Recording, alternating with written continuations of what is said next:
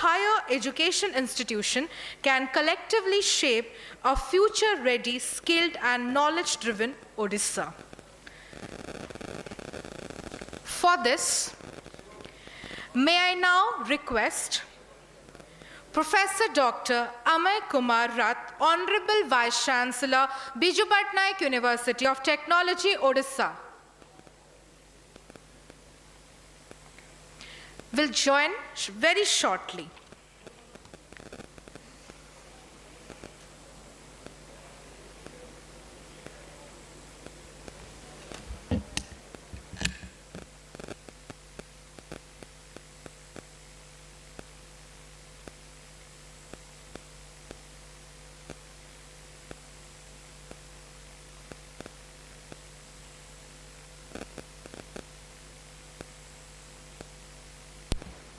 Yes, let's have a huge round of applause for Honorable Vice Chancellor, Biju Patnaik University of Technology, Rourkela, Odisha, Professor Dr. Amay Kumar Rath, who is going to summarize the takeaways of this prestigious and profiled panel discussion, where industry-academia collaboration, innovation, and research will be under scope.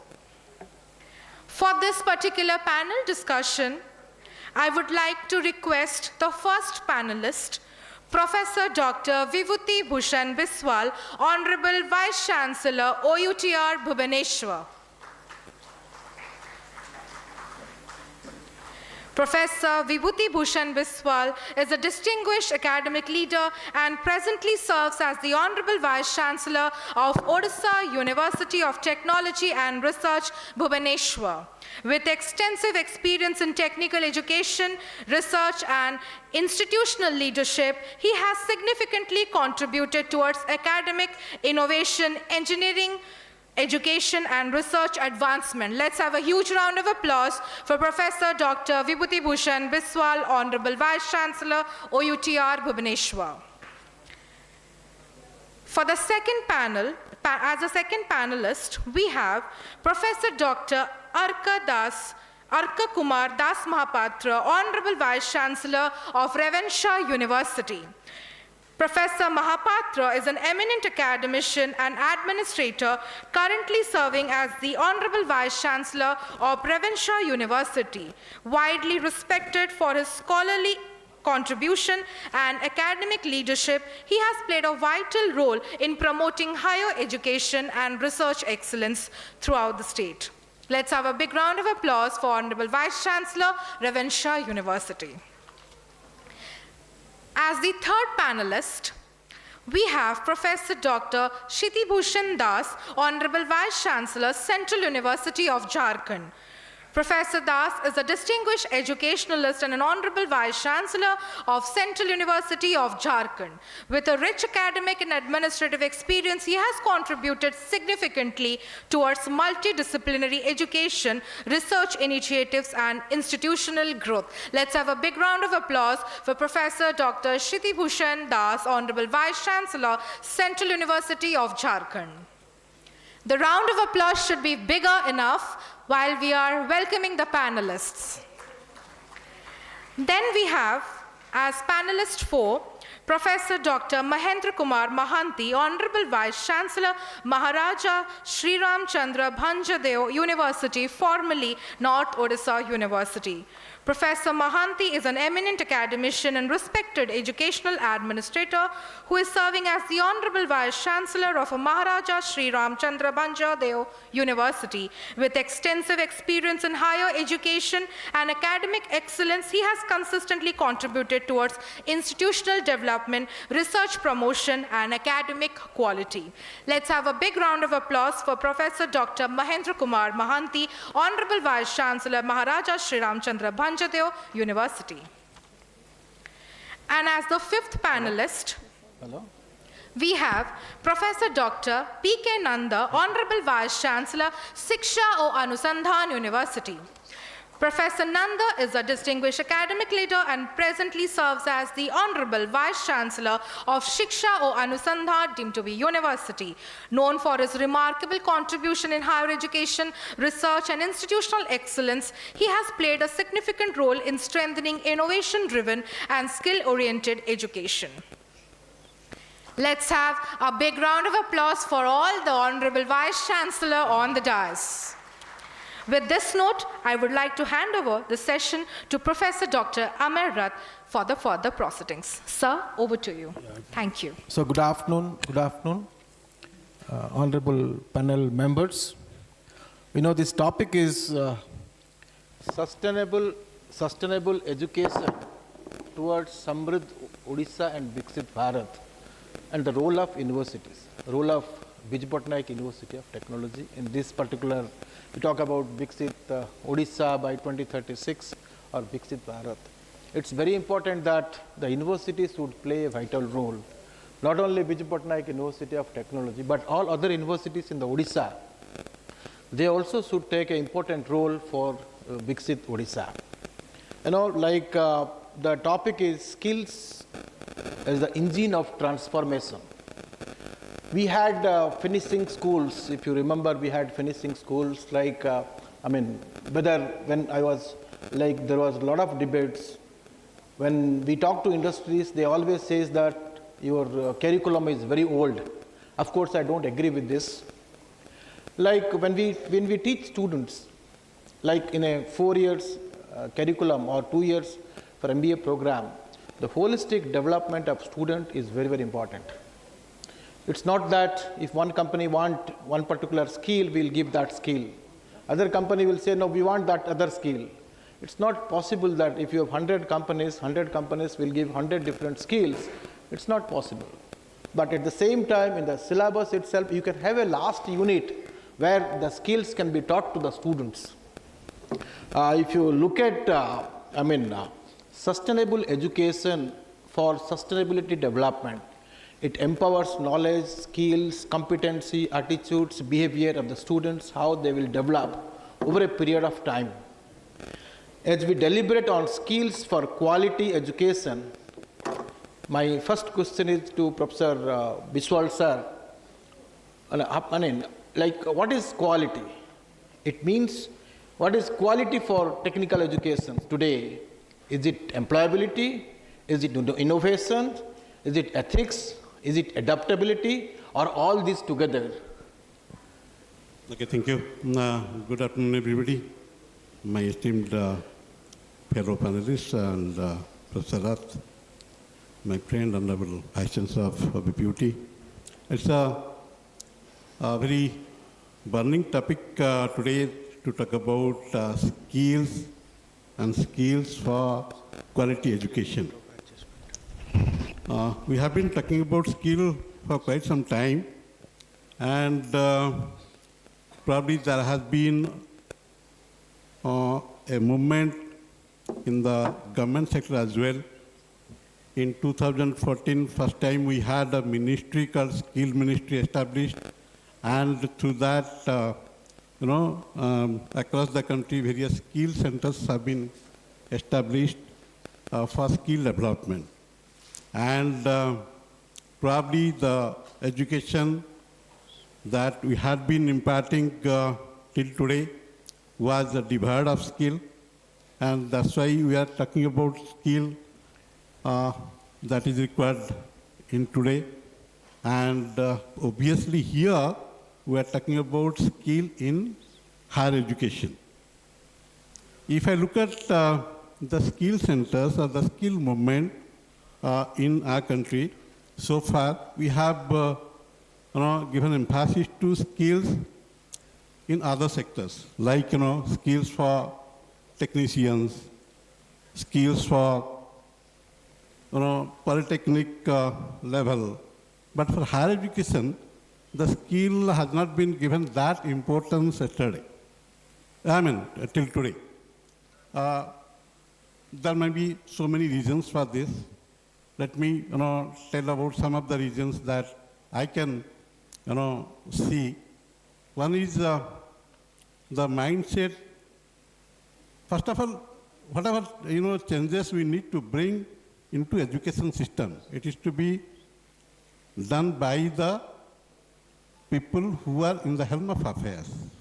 What I mean is the educationists who are in charge of higher education, like people like us, vice chancellors, deans, administrators, and people like that. We need to bring it into the education system, nobody else. We are responsible for that. So our mindset and the mindset of the colleagues, the faculty members that we have, is to be changed first. And that mindset is to be changed over a time. We cannot expect it overnight. If we want to bring quality, skill-based quality education in our system. Sir, my point is we have seen skill in ITIs, in diplomas. If you look at the engineering colleges or the technical universities, what are the skills? Because even national education policy talks about... I'm coming to that. So recently, actually, I was a part of a committee for selection of vice chancellor for a particular university, where we interviewed a few persons, and one of the committee members was asking about how do you plan to bring in skill education into the university. And we are surprised to listen to his response, his answer. So that gave me a thought, if we people do not understand what is skill in education, higher education I'm talking about, then what to talk about bringing in skill into the curriculum of higher education. So we have debated it so many times, how to get all these things into the education system, and particularly skill for different universities, different category of universities means differently. For my technical university, the skill requirement is different. For Professor Mahapatra, the skill requirement may be different. We talk about skill of technical personnel. He talks about skill of personnel might be skill in social sectors, engagement skills, communication skills, things like that. When I talk about coding skills, analytical skills, and things like that. So whether we can get those kind of skills into the system.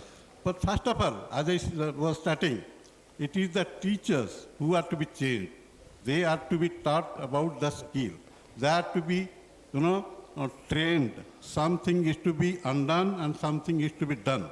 So only by undoing something, Professor Mangesh Das was talking about that, retraining of things. So it was very, very interesting.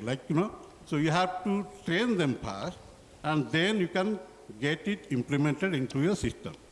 So skill education is a must in today's time, and simply by handing over paper called certificate at the end of tenure doesn't mean anything at the present moment. We have to, there is no other way out. We are bound to bring skill into it, but for that, everybody will be responsible, the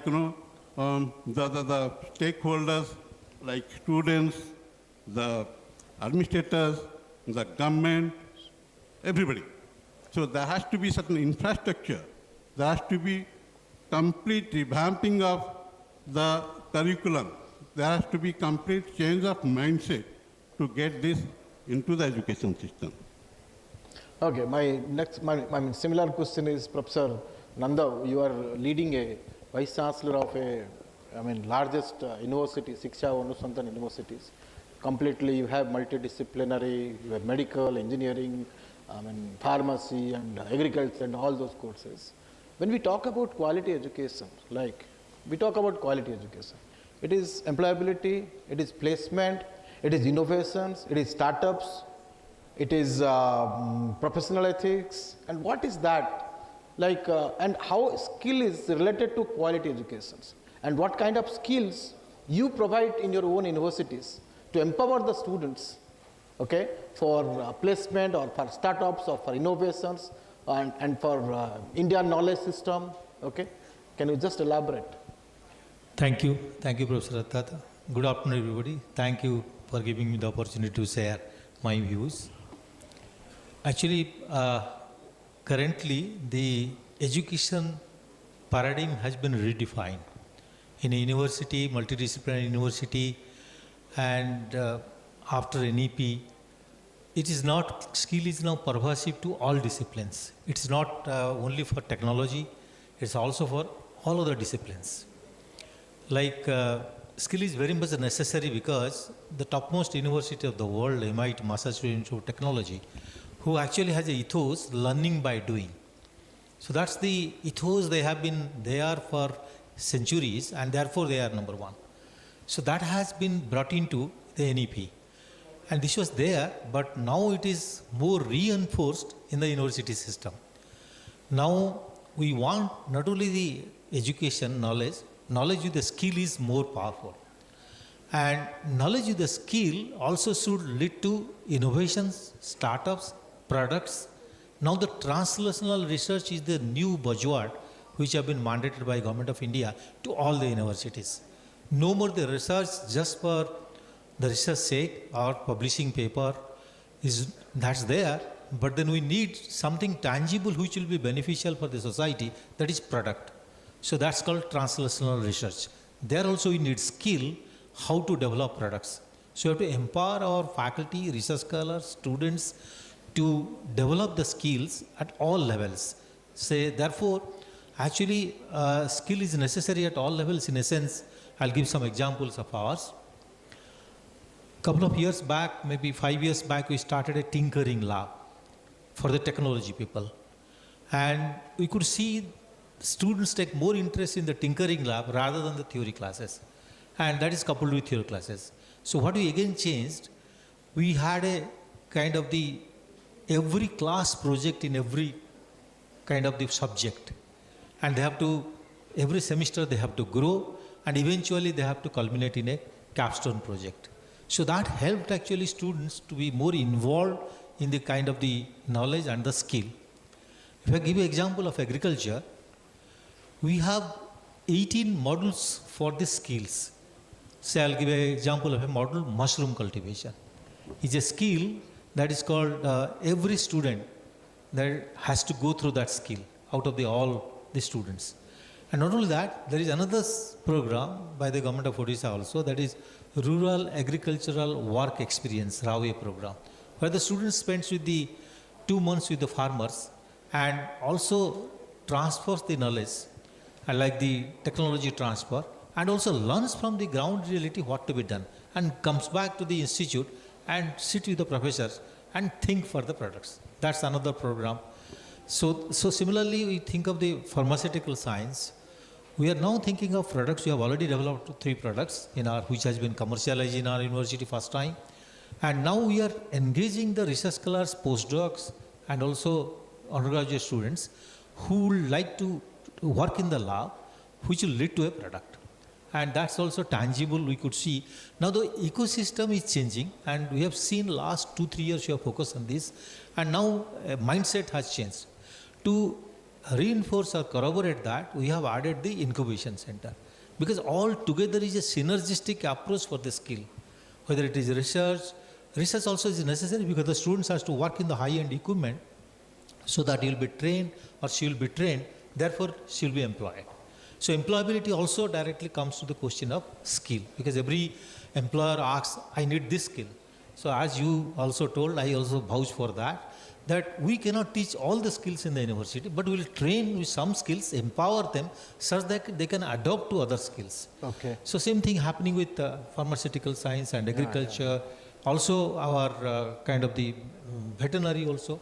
We have adopted villages, send the students to the villages. They want to check and also learn from that. And the incubation center, we are specifically have a multidisciplinary approach, because we are a multidisciplinary university. And that where dental students are producing energy harvesting machines, and where dental joining with pharmacy, they are producing some new product. Technology people joining with medical science for the kind of the products, biomedical. Talk about multidisciplinary and interdisciplinary. So that ecosystem is helping students now. Students are more interested in this kind of work rather than the regular classroom, whatever, PPT, chalk, duster and all. And with the advent of AI is still challenging. So students are more interested for the work. Like we have a 5G lab where students are interested that we want to develop something. So we are engaging students more, therefore we are conducting regular hackathons so that their skill will be enhanced and they will be empowered to get a job, confidence will be built up, and so also the faculty who will be involved, they will be empowered. Thank you. My questions to Professor Arkadas Mahapatra, like you are there in the open universities, Vice Chancellor 4 years, again now you are in a new, regime that Ravensa University as Vice Chancellor. So what is your plan like for higher educations, and what, how you have contributed there as far as skills are concerned? Because like in the general education, right, skill is, it has to be, like you concentrate on are you linking skills with employability? If you are linking skills with employability, what are your plan to give the specific skills to the students, and how you plan to roll out in your universities? Thank you, Professor Rath, the Honorable Vice Chancellor of Bishop Patnaik University of Technology, the co-panelists here, and esteemed Professor K.V. Das, Professor Vishwal here, Professor Mohanty and Professor Nanda. And of the dais, all the audience apparently from industry, from other academic field. At the very outset, I convey my sincere thanks for inviting me to this panel. I was expecting a very difficult question from you, and in fact you have put me a very difficult question as such. Coming back to the education system, you have rightly said that I have some exposure to the online ODL education as the academic leader there in the Odisha State Open University. And now very recently I have taken over as the Vice Chancellor of the Ravensa University. As you know, this is a leading university in the state with NAAC accreditation A++. I am trying to really converge with the knowledge that I have got from general education as a professor from a general university, as a Vice Chancellor of Open University, and that too right now in the conventional university.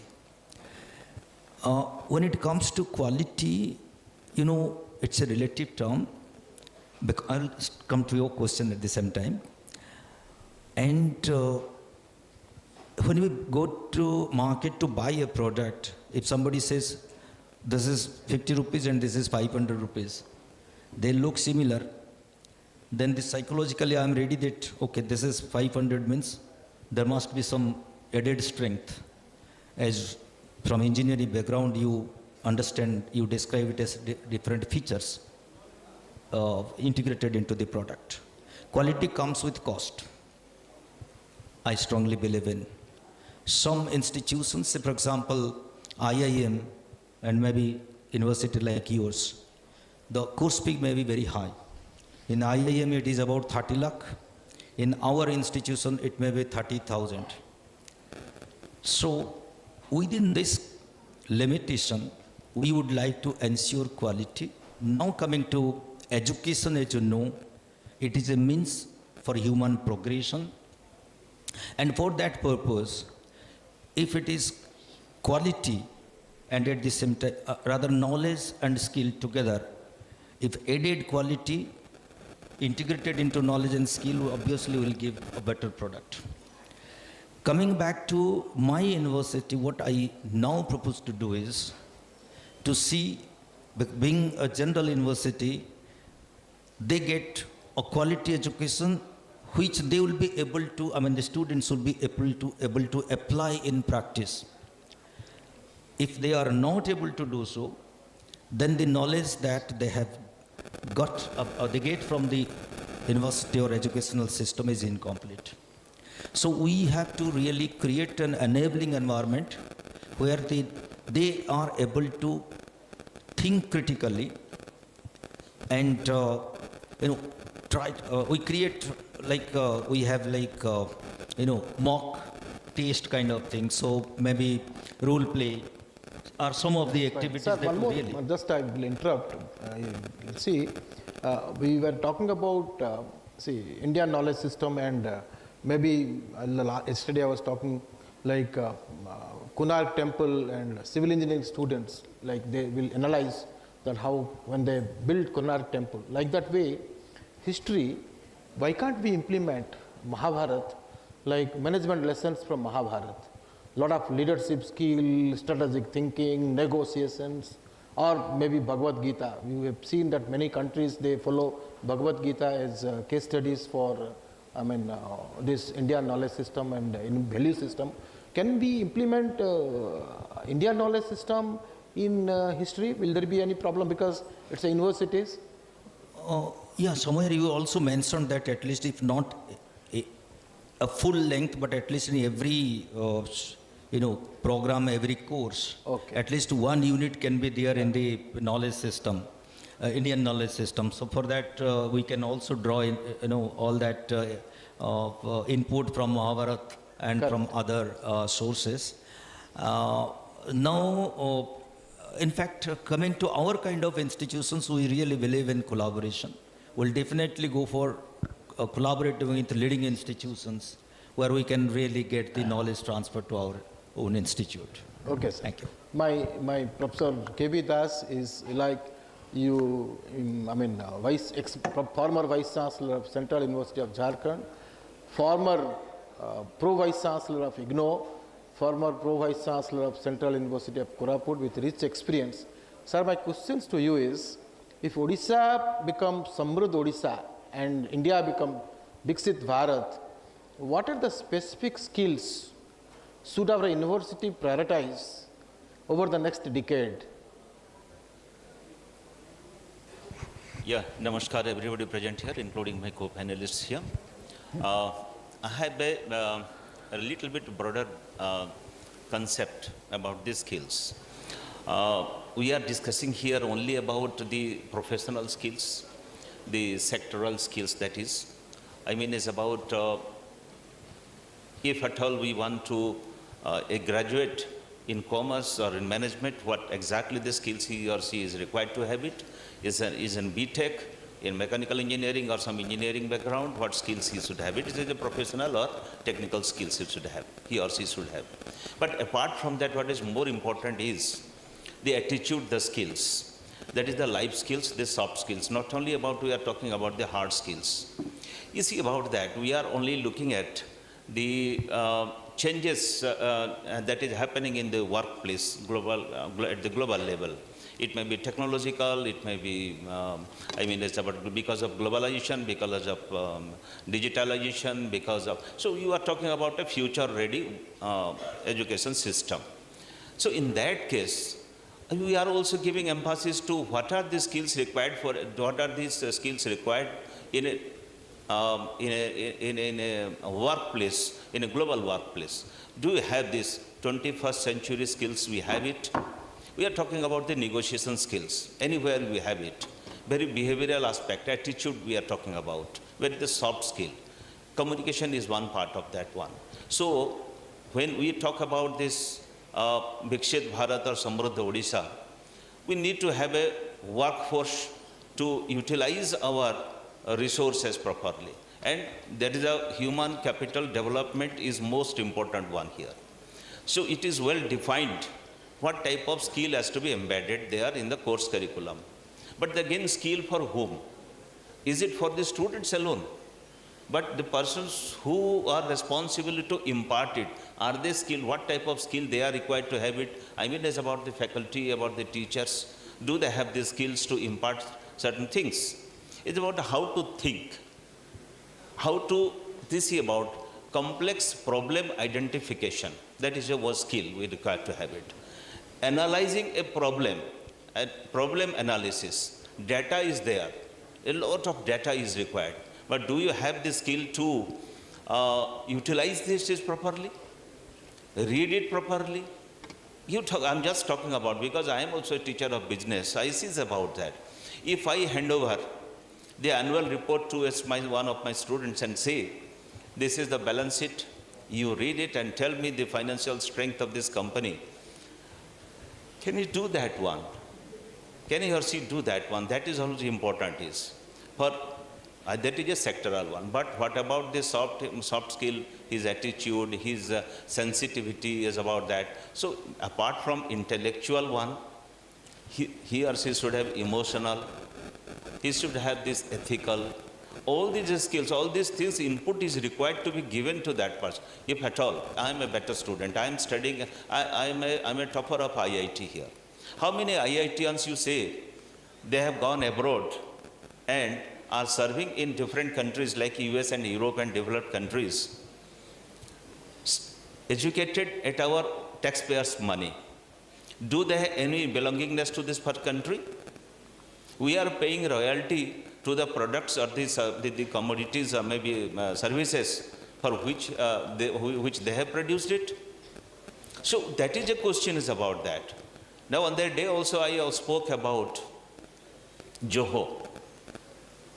The owner of Joho has given a call to our Indian students there, those who are settled abroad and has contributed for the development and growth of other countries, to come back here.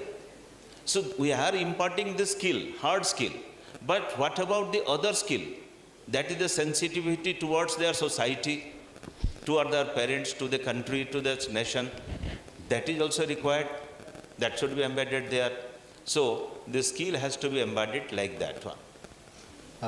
My point is, you mentioned about first you mentioned about the capability of faculty members plus that is also very important now. Empowered. Yes, not empower. It's about the capacity of the faculty members. It's about the capacity means the skills of the faculty members. The changes what is happening in curriculum. We are talking about we are designing a type of curriculum as per national education policy. So to have this capacity of the teachers to teach accordingly. So it's about that problem-based case studies. It's about not only about the technological online using of these online platforms, developing this digital content. All these are right. But the question that I am raising is about the teaching learning process. The teaching learning process is very important now.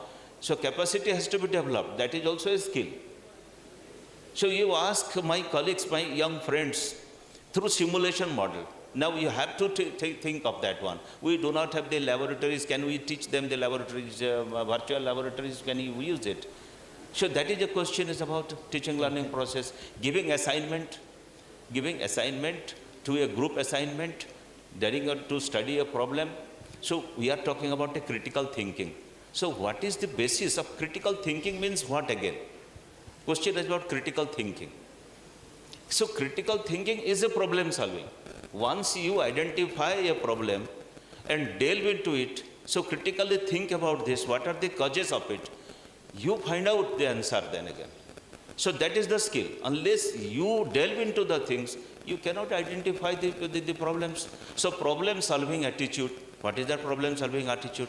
I see it's about on that day also in the conclave that you had it. I said it about this. The problem solving attitude, my village, the problem may be very small, but my solution will have a big impact on that. That is also say, can I add some nutrition value to the rice that I am taking? Mahendra is sitting behind me, he is an agricultural engineer, then again, your technocrats are here. You tell me about very small problem, that is a nutritional deficit. Now is about that, how can you give certain things which can improve it's about my nutritional value again. The rice that I'm taking for that matter, but it may be very small one, but it's such a big impact. We'll discuss in details regarding that. Next question to Professor Mahanti. You are a Vice Chancellor of Maharaja Sriram Vanchdev Universities, Baripada. My question to you is, in a conventional universities, conventional universities offering UG programs and PG programs, Can you just tell me, like number 1, number 2, number 3, 3 skills I want to implement there so that at least students will get placement, students will get opportunity for doing many things. Okay? What are the different skills you are planning to implement in your own universities? Good afternoon to everybody. Respected all panelists. Actually, most important thing in skilling, particularly in India, earning when you are learning.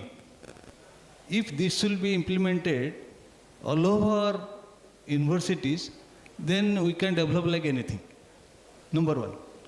Number 2, what is happening in India, there are 2 people, one is industry people, another is our technocrat, particularly educationalist. We have so much ego each other. We are thinking that we are great, and the industry people are thinking they are great. If these 2 people combine together, definitely our industry as well as student will be developed. This is the most important thing. And another thing people are, sir is telling that actually technology development, curriculum development, reskilling, upskilling, all these are required also. So these are the things, actually most important thing, we have to take care of this thing. Otherwise, whatever university may be, it may be technical university or maybe a general university. We all know that this multidisciplinary university. What is multidisciplinary university? We do not have a multidisciplinary university, particularly in Odisha. We have to combine together.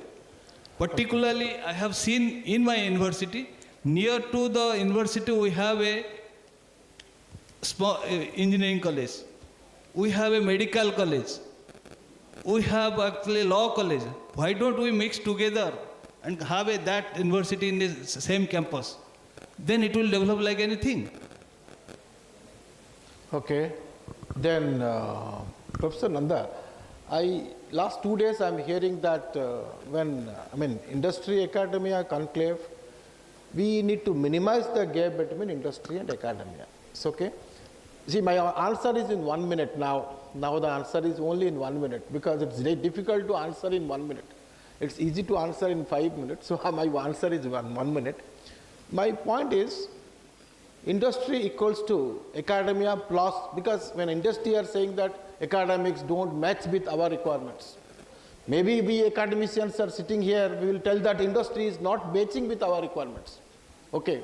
But let us look at this way that, many industries they tried, like IT industries, they tried giving a training program when the students are there in the college. Infosys Campus Connect, they tried, TCS Learning Center, they tried, many industries they tried, even core industries also they have tried. My point is, let's say that your academics, your syllabus is pretty old, okay? My point is,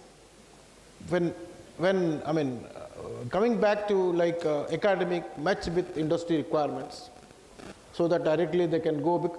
I used to ask them, like, you are also a student in some college, maybe after 1 year, 2 year, 3 year, now you are telling that your syllabus is pretty old, and my point is like academics is old, they can't fit into the IT and other industries and things. What exactly we should do? Academics plus ... so that industry will tell that academics is great, industry problem we will give it to academics. At least point number 1, 2, 3. Can you just elaborate in 1 minute? Of course, same question I will ask to all of you, Professor Biswal also, same question I will ask. Start with Professor Nanda. Thank you. I think there has been a trust deficit between academia and industry for decades. And that we have been discussing across different forums in India. And thanks that now age has come, industry has realized, like in a developed country, I must reach out to academia. Because the knowledge actually creation happens in academia and translations happens in industry. And industry expects that every student should be industry ready, for every 100 industry, you cannot make the students ready. I think in Infosys, TCS, you are there. Mr. Bibhu Ponda agreed, the head of TCS, that no, fundamentals should be taught in city. They should be trained, they should be skilled to adopt any skill. And therefore, the industry has adopted last few years, that last year, they have a concept of internship, from there they are employed. And not only that, now industry is coming back. We can give some kind of module, some flavor to the students. A group of students may be interested in X subject, Y subject, say cyber security, say AI, say somebody else in agriculture, somebody in also based education has come into medical science now. Medical science also people are interested to learn AI.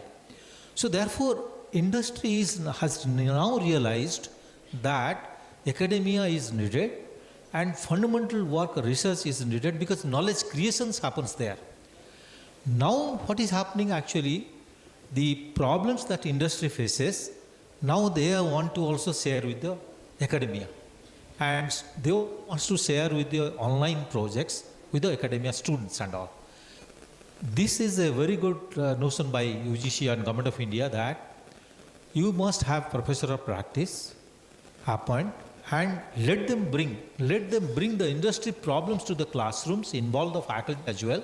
So faculty will have a feel, faculty also will visit industry, and they'll let there be correlation, there will be coherence to solve a problem, and the student is benefited.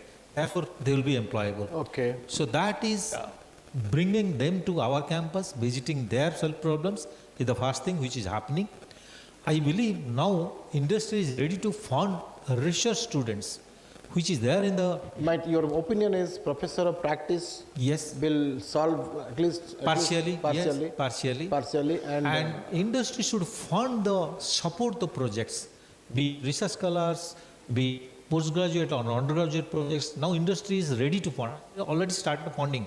In our university, they have funded So in your scholars. opinion, like when students go for internships, like whether faculty members also need to collaborate with industries? Yes, Because yes, If they yes. don't collaborate, They don't you collaborate. will not get, Exactly. you will not get funds, you will Yes. not get industry problems. We have to do that. If they collaborate, faculty Yes. will collaborate, then Collaborate. only you get industry problems. Yes. Okay, industry will have faith on the academics. Exactly. Yeah, that is. Industry will have an interest. Here is a university, you want to solve my problem. And the professor of practice, that professor will have a bridge between your industry And and the academic. professors.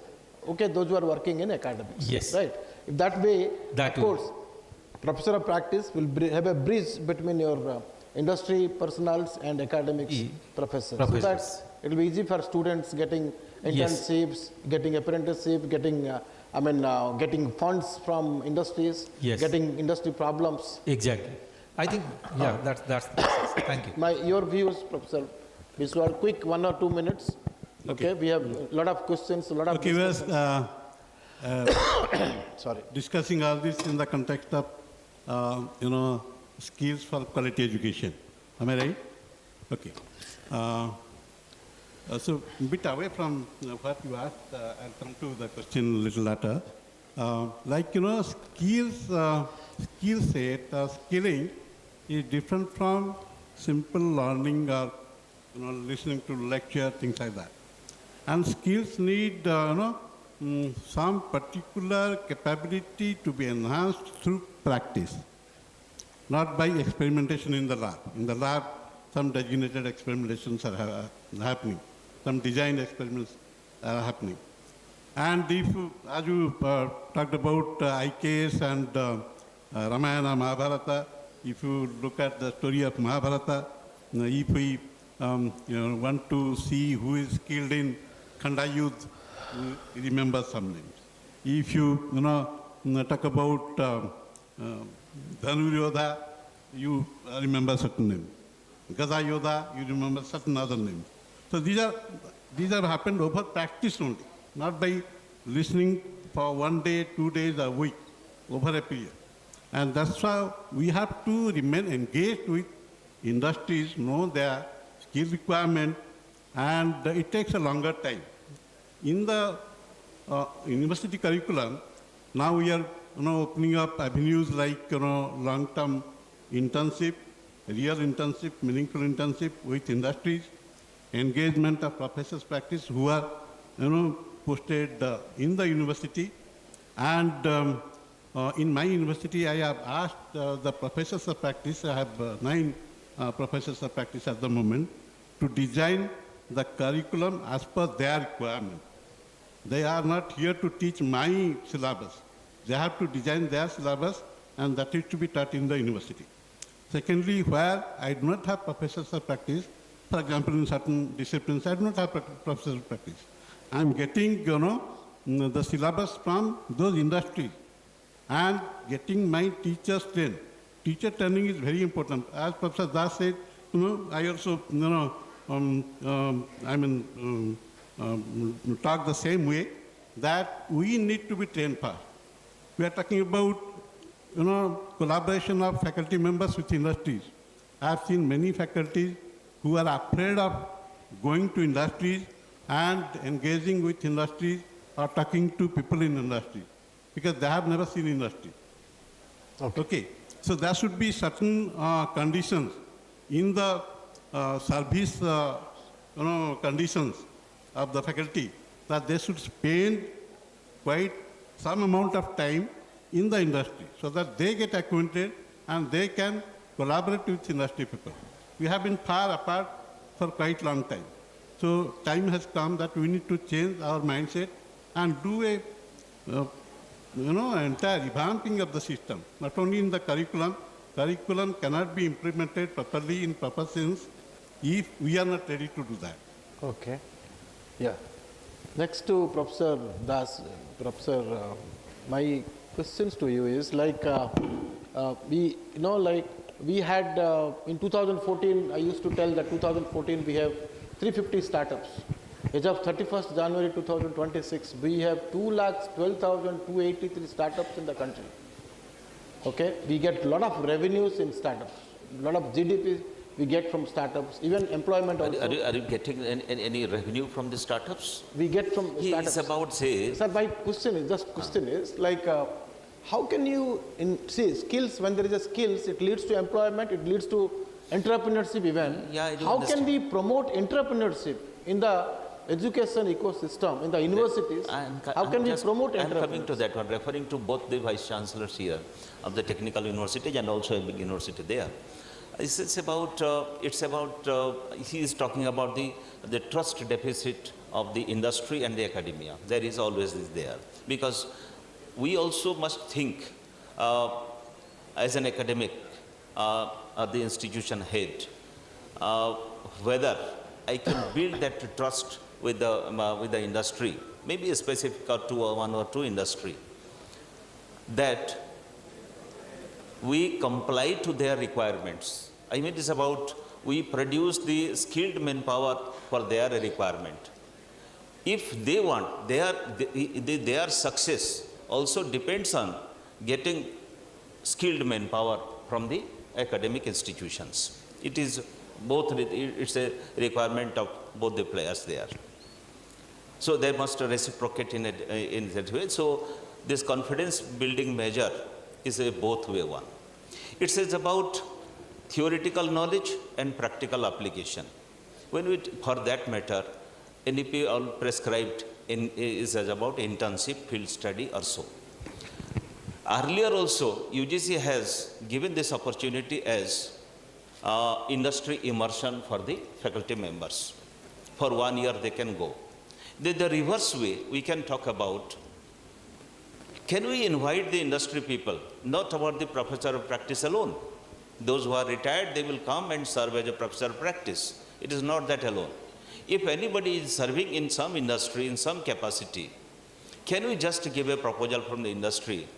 Because can you come and teach one semester for 1 year on, say, to this, our students here? So, because the person is serving in an industry can take a leave and come on deputation on a tenured basis, maybe for 1 year. Anybody that we can say maybe in a foreign country wants to come back to Odisha and serve here for some years, can we offer that one? Come back, come here, and stay and serve here in our institution, we will pay you that money. So 1 year, 2 year, maybe a semester, that way we can get it. And when the students are going for internship, what exactly is happening, we are all teachers sitting here, we know it. How they prepare these reports, and that on that day also it is being reported. Now, what exactly they will be doing there during their tenure, the internship program? Are they being trained? Are they, whether their days are being monitored there, their work is monitored there? Is there any discussion between the internal and the external person, the industry, and the person who given in charge in the educational institutions? Do they talk? Do they discuss about the students' learning process there? What exactly? Whether as a teacher go to that place and see it for myself, exactly my student is doing certain things there practically. So practically whether he is able to do the things or not has to be verified. Not that internship, then prepare the report and submit it. It should not be in that way. In some colleges and universities, they have tried sending their faculty members to university, sending their faculty members to industry. That is industry immersion program. They tried sending, and the faculty members is expected to stay for 2-3 months. That process also they've tried, and of course in that process, it was little successful as far as academia is. That is the attitude. It's about. Can I respond to one of the things? Leads to what you discussed. Actually, let me clarify. Professors or practitioners are not those who are already retired. The provision says they can be working professionals in the industry. They can be retired also. But here, what what UGC says, it must be a full-time job. Full-time job. The problem is why working industry people are not interested, because we are not providing them the proper compensation.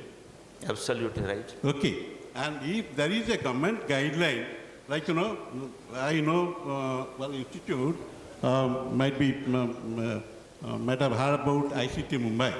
In ICT Mumbai, whenever a teacher joins gets selected for ICT Mumbai, he is sent directly to an industry immersion that we are talking about. And he is paid fully by the university, but works for the industry.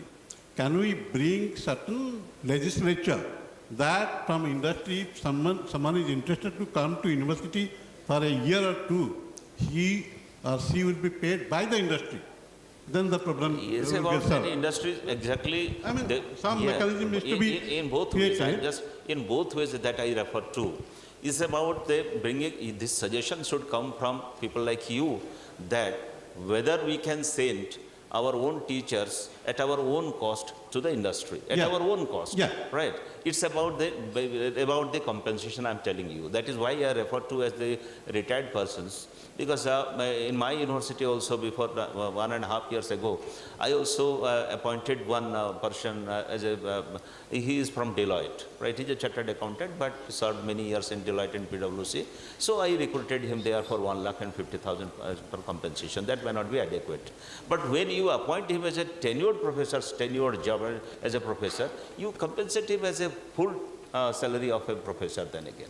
It's not that we are not able to pay that tenured professor's post so is what is important is like when we look at when there is a close interaction with industries, so professor of practice is important. Sending a professor to the industry is important. Of course, sending a professor to industries and sending the students as internships, and the professors who is there in the industries, they will also guide, industry person will also guide, and the professor of practice also will guide, so that the internship will also be successful. My point is the takeaway from this discussion is... Sir, like, in my university we are doing that. It's a light but tight system, so far internship is concerned. Long-term internship. I'm talking about long-term internship. It's a light but tight system, but we have two people, one from university, other from the industry. No, that must be emulated. That must be emulated by others. Correct. Also, now, this is but very few. But now, general internship all are going. Now, we will take a very important questions now. like entrepreneurship is very important these days because, I mean, if we import more, then we are losing. At least we should develop the own products. We are very good in IT industries. I mean, India is leading actually in IT industries, consultancy, right? But we need to develop products. So how can we inculcate entrepreneurship mindset, okay, within the students? I mean, my question to you, Professor Mahapatra, like, I'll come back to you, but quick response Yeah, from... absolutely. Look, we have to inculcate the culture of taking risk. When it comes to entrepreneurship, one has to be ready to take a risk and experiment with an idea. We understand that there are some countries who reward, and I can name Germany for that purpose, reward those who have ideas and while they experimenting they have failed. So they take failure as a success as it is written. So in our case, if somebody is failing, we start criticizing and we don't come forward again to fund it. So when for any kind of education that we have, whether general or technical, at least there should be something happening. Means people who are already successful entrepreneur, they can come and discuss and share their knowledge, how they started and how far they have come. In addition to that, when we design the course curriculum, at least there should be 1 or 2 such papers which teaches about the fundamentals of entrepreneurship. We invited successful entrepreneurs of Vijayapatnam University of Technology yesterday. We felicitated them, I mean, in front of the August gathering and in front of Honorable Minister, that at least, I mean, we want that some students, they should be encouraged, okay, to take up this responsibility. If you go to Gujarat, we had been to Gujarat, I have taken maybe 22 promoters of engineering colleges to Gujarat. Of course, Professor Biswal was also, he was there. So my point is, they get educations in great B schools, but they want to do their own business, right? They want to be an entrepreneur. Maybe they take care of the family business. But it's very important that entrepreneur mindset, that is very important. Professor Mahanti, your views in this? Actually, what you are telling, entrepreneurship mindset should be from the blood. You see, from the little Gujarat people, if you go to their college, or they are not for certificate. They want to learn something. After that, they are going for the business.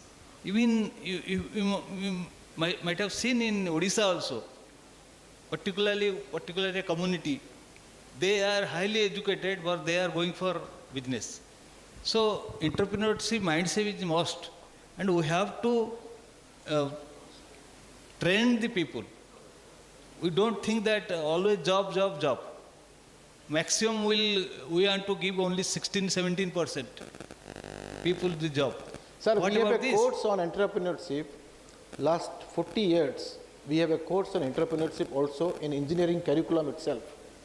We invite bankers. They used to tell them that how to get loans, and the faculty members will teach what is entrepreneurship, entrepreneur development, and all that.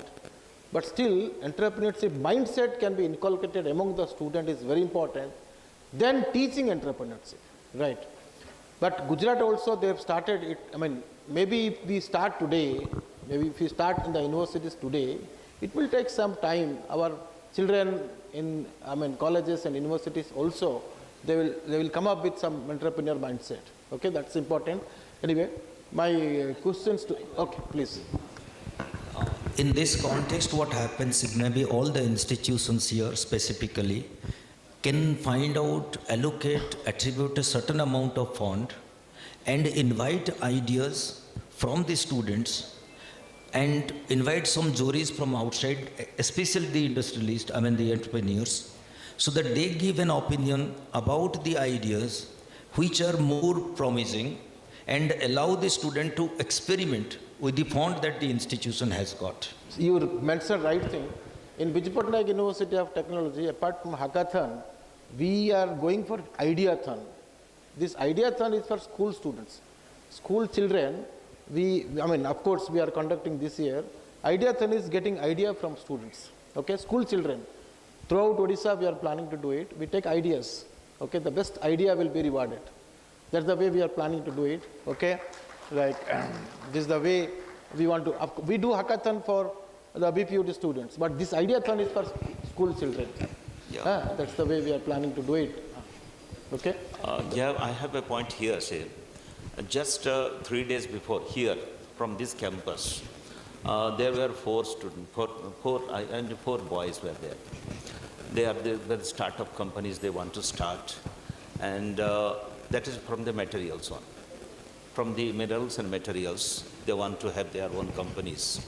But they are not getting, they say, we are not getting this support from that we expect the government to support us, but we are not getting the road, anything for that matter, to whom to meet and how to get it then again. I asked them about that, what will be your production and what will be the break-even and at loss or profit or so, something like that. They described it, I said, that will be taken care of after some days here, they are going to meet someone. So look, here, from this campus, a number of startups are going to take place here. But when I asked them, they said about 6 have already left Odisha for other states, because nobody is there is a problem with the handholding about them, about the discussion, about the encouragement. So we're talking about that. Entrepreneurship basically is a culture, right? Our culture is a service-oriented one. This is about from the childhood itself. My parents have told, or what I see, let me get a good job. There's a handsome salary, live happily, don't take any risk. So that mindset, that is a culture, socio-economic culture is that one. We cannot say, you say, if you go to Gujarat, you find that the ambience, that the socio-cultural look as that, they never aspire to become an employee somewhere. So service, not a service-oriented. So to do some work there, people from my own state, they go there and serve it. They are the owners. They are the manufacturers. But we go and serve there. Sir, my point is, let us look at the Prime Minister's Swachh Bharat. That Swachh Bharat, after that, word from Honorable Prime Minister, at least somebody wants to throw something, they will look at that bin, where to put it. My point here is, let us do something. Let us do something, some kind of culture in the university setup, so that people will have entrepreneurship mindset. Because today we may not be successful, it will take around 10 years. Yeah, 10 years down the line, we'll see that people will come up with, entrepreneur mindset. So our state will grow. We talk about Viksit Odisha, we'll talk about Samruddh Odisha. Okay, Samruddh Odisha, Viksit Odisha is possible if we are self-reliant. We don't depend on other states, we don't depend on other countries. Today, last year, 2 years back, we were depending potato from West Bengal. Okay, why can't we self-reliant? Why can't we, our farmers, a lot of schemes are there. In Odisha also, we have a lot of schemes from agriculture department, from horticulture department. So why can't that be communicated to all the farmers? Okay, why can't we do that so that we depend less on other state? Okay, Professor, a question how to inculcate, how to motivate people for becoming students, especially to become entrepreneurs in the universities. And probably as we discussed and as we have seen, this question becomes irrelevant if we go to the land of Gujarat. Yes. This question is very relevant. In Odisha. In Odisha. Okay. To change that, as Professor Das, Professor Mahanti said, it's a cultural thing that, some communities, some state people, so it's their culture to Absolutely agree with you. adopt this as a profession. But again, we have certain things, we can stop here. We have certain duties and roles to do as university. So, like in my university, a small thing has happened. The same thing has happened in SOA University as well. In many universities, we have Section 8 companies where we promote startup companies. We have balanced funding for supporting those startups in the campus, and there is a proper policy in place for helping current students in the campus, and we are providing that. And if there are 100 students participating in that movement in the campus, at least 2-3 students Good. are becoming entrepreneurs at the end of it. Absolutely fine.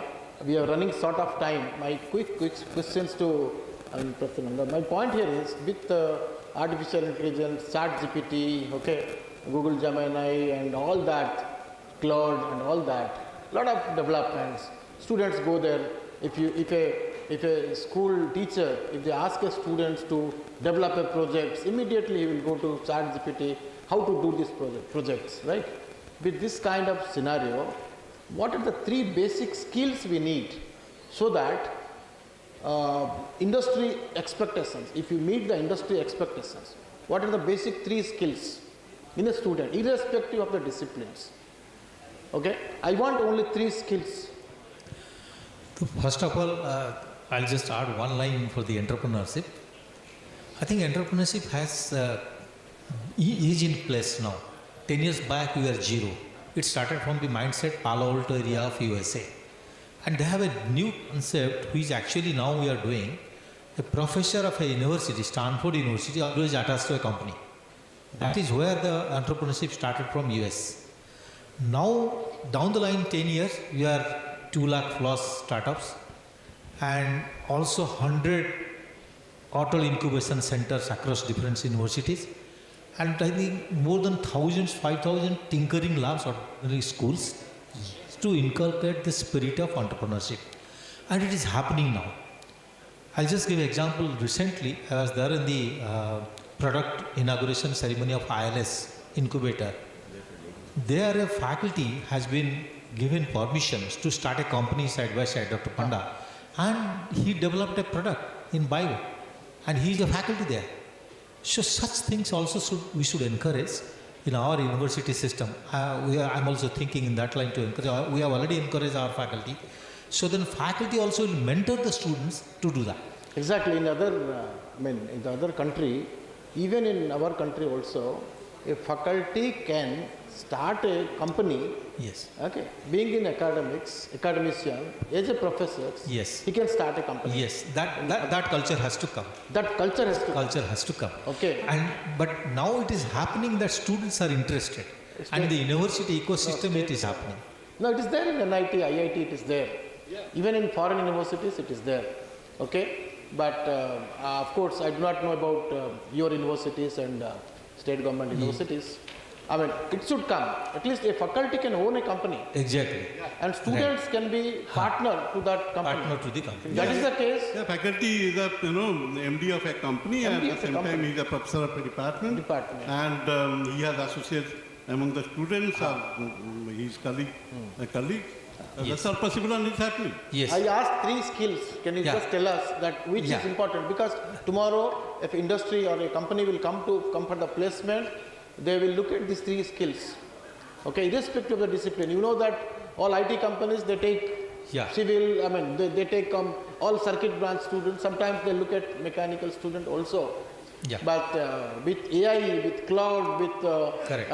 ChatGPT, with Google Gemini, and what are the basic skills, okay, students should have? Actually, now there is a great transformation happening across the different disciplines in the world. And not only we in India, also the university, even in the top places, people have been using the same thing as you told.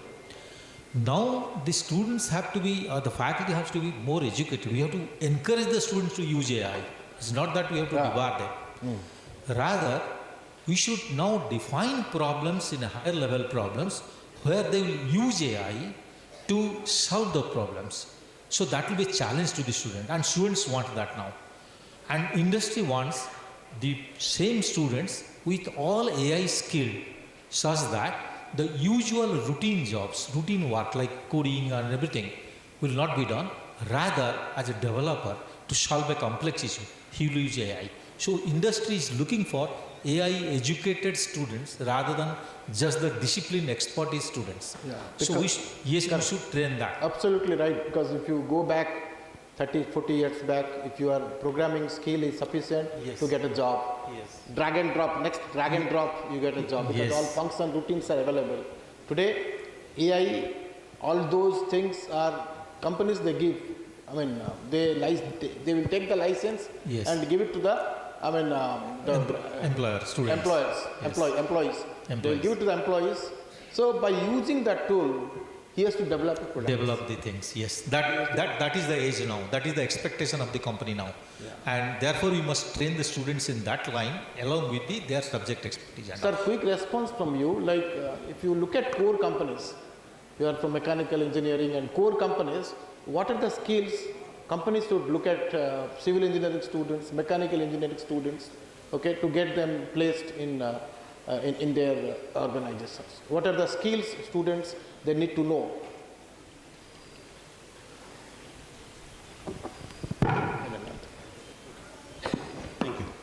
Okay, in general, all the companies need two general skills like, communication and analytical skills. Apart from that, it's all, sector-specific skill which is required. And, for example, some manufacturing sectors, they need to, get skilled personnel who are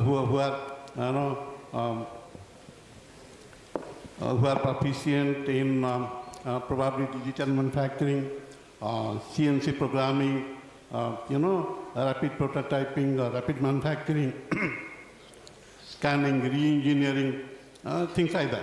It all depends upon what kind of sector you are looking for. Similarly, for automobile sectors, they need, a different skill set altogether. So sectoral skill requirement is different. Probably for that matter, in the universities, there are attempts for opening different centers of excellence through which they can train students and make them specific industry ready. So what I understand is the AI has not touched mechanical engineering and civil engineering fully. If you look at circuit branches, AI is fully covered. Okay, maybe after 3 to 4 years, you will find that it will cover mechanical engineering and civil engineering also. I mean, correct me if I'm wrong, but what I understood is it has not touched. Okay, it has touched, but not fully controlled by artificial intelligence. And AI has become a part and parcel of life. part and parcel of life. But the one thing is, if you talk about value system, if you talk about ethics, possibly AI has not touched. So due to that, we need teachers in the classroom. Okay, we need teachers in the classroom because the value system inculcate the value system in the students' mindset is very, very important. That possibly AI has not touched. My quick answer to, because we have only 3 minutes left, my just one point answer is one reform that can immediately improve technical education quality. One reform that immediately improve technical education quality. Whatever you have here, I want that you should go here. So what you tell me one thing, what you want to do. Because I was talking about accreditation, this number game, you have this many number of papers, okay, you have this many number of patents and all that. My point is, what best thing you want to do to improve the quality of education? now actually we need different kind of parameters for the quality. Students should, the skills should be there, and also the entrepreneurship should be embedded in it. Okay. That means you want to have entrepreneurship, skilling. So Together. maybe, students, they can get a job, they can Yes, do startups, yes, entrepreneurship. yes. Professor Mahanti, then over to you. Actually, both industry.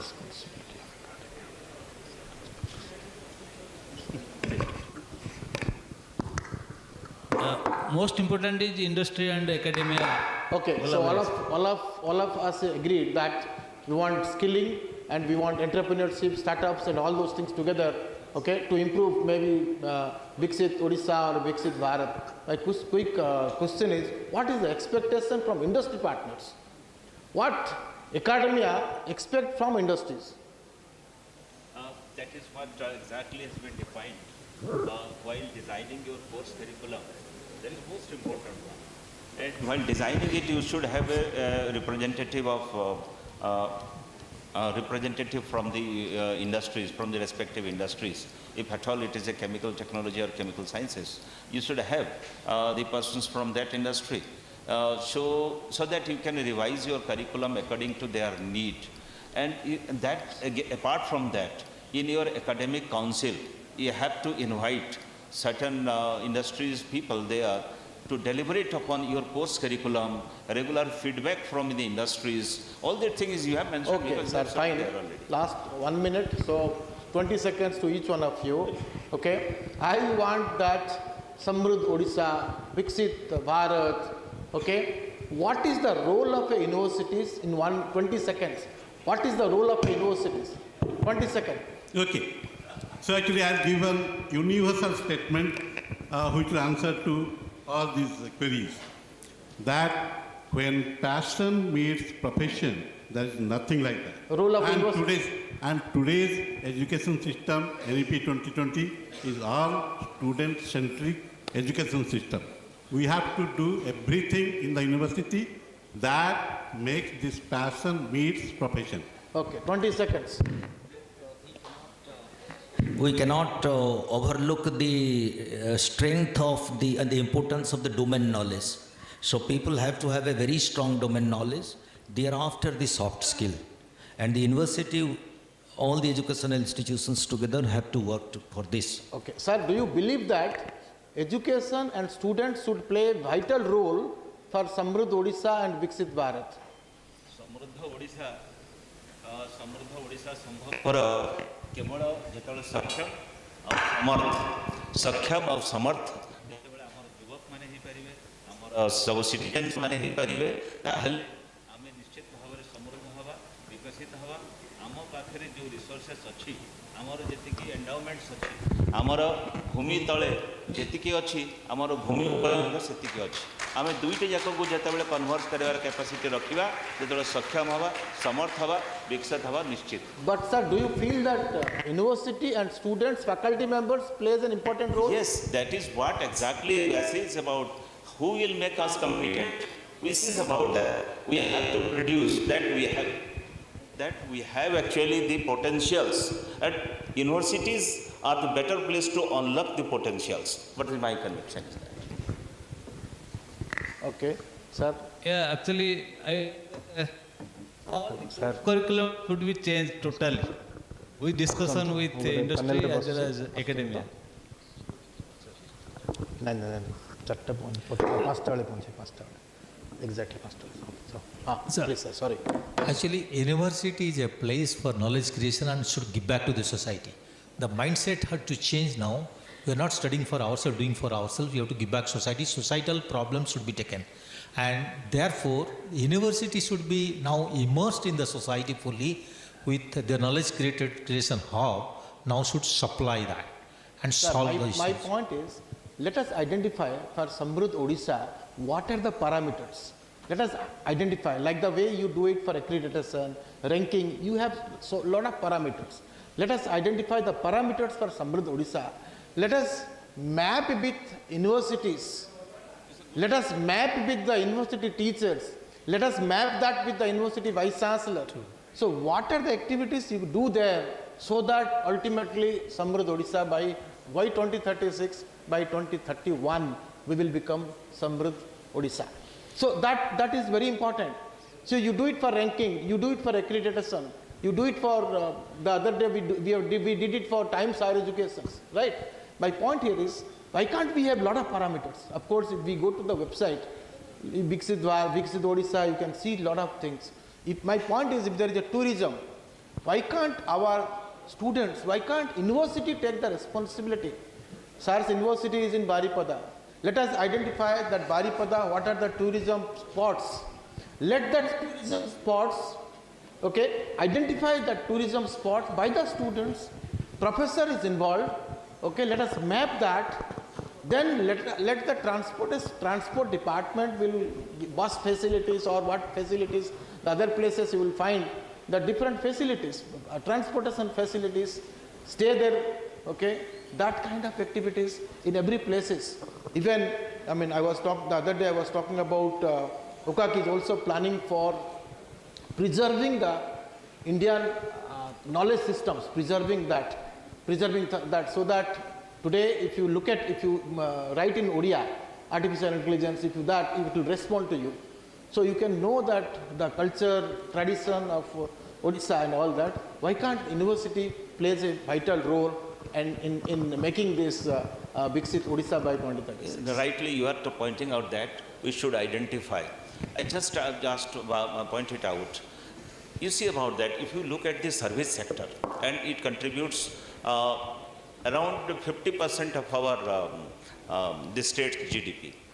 And out of that, 50% is contributed again by the mining sector, in the services sector. We are forgetting about that. You see about the IT, electronics, this and that, very insignificant. But there is a care economy, there is a creative economy, so it's about that. We are looking at that one. My experience, I'm telling you about that. Most of the parents are staying in Bhubaneswar, Cuttack, and all the metropolis are orphans. Their children, am I using a wrong word? So their children are staying abroad. Asahaya, tankara dekhashona kariyaku kehi nahi, tanko medical attention devaku kehi nahi. So that is the care economy we are talking about. A lot of potential is there. So geriatric care is an issue. You see what Odiyas are basically very creative in nature. So are we really getting one? एत्ते TV serial को देखुचे, एत्ते गप्प पढ़ुचे, एत्ते कथा होउचे, किंतु global level रे, national level रे, where is our presence? There is a creative economy we are talking about. That is also creative economy, is also tourism. We are talking orange economy, we are looking at that one. So we have to identify the economy, and accordingly we have to. As a technical university, you look at the other way. But as general universities, we have to find out our one way to find out exactly how we can progress it. Okay, sir. We are running short of time. Yeah. When we had a detailed discussion on a very good one. entrepreneurship, on a lot of discussion we had. We're running short of time. In between, I debriefed in between. So I'm sure that we can do a lot of things in the universities to make the role of universities for Viksit Odisha, Samruddh Odisha, and Viksit Bharat. Thank you, all of you for attending. Personal thing that let the universities take the lead in accomplishing this Samruddha Odisha. I think that's a good idea. Identify.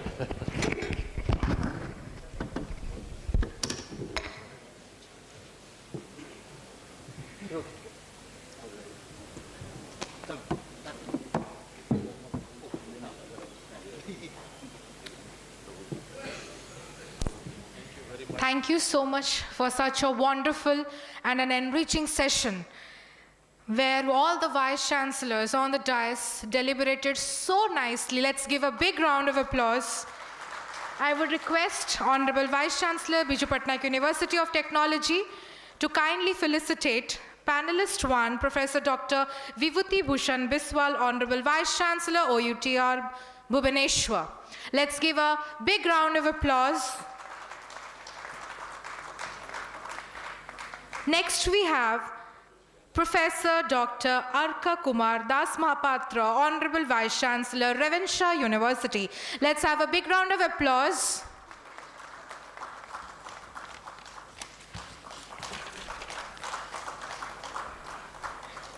As panelist 3, we have Professor Dr. Shriti Bhushan Das, Honorable Vice Chancellor, Central University of Jharkhand. Let's have a big round of applause for Professor Dr. Shriti Bhushan Das. As panelist 4, we have Professor Dr. Mahendra Kumar Mahanti, Honorable Vice Chancellor, Maharaja Sri Ramchandra Bhanjadeo University. Let's have a big round of applause for Professor Dr. Mahanti. As the fifth panelist, we have Professor Dr. P.K. Nanda, Honorable Vice Chancellor, Shiksha O Anusandhan University. All the Honorable Vice Chancellors is felicitated by our Honorable Vice Chancellor, Biju Patnaik University of Technology, Professor Dr. Amay Kumar Rath. I request for a good photograph.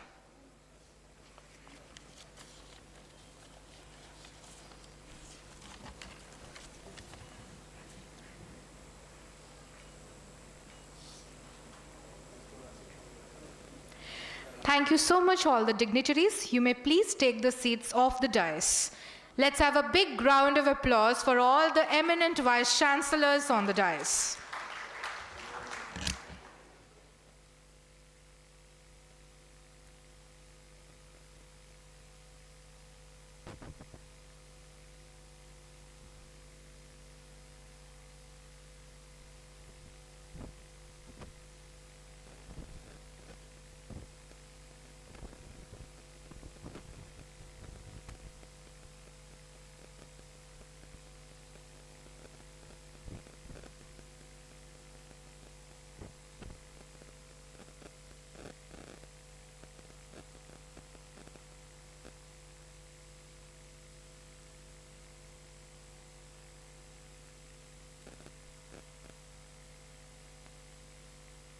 Ladies and gentlemen, we are going to shortly start the valedictory ceremony once the Honorable Deputy Chief Minister arrives. Thank you.